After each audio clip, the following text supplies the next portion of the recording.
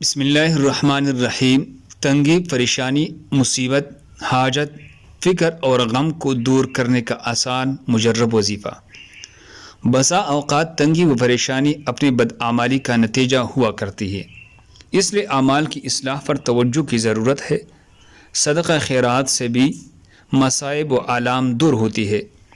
5 وقتہ نمازوں کی پابندی رکھے اور ہر نماز کے بعد آیت الکرسی اور یہ دعا پڑھا کرے: اللہم انی اعوذ بک من الہم والحزن والعجز والکسل والبخل وضلع الدین وقہر الرجال۔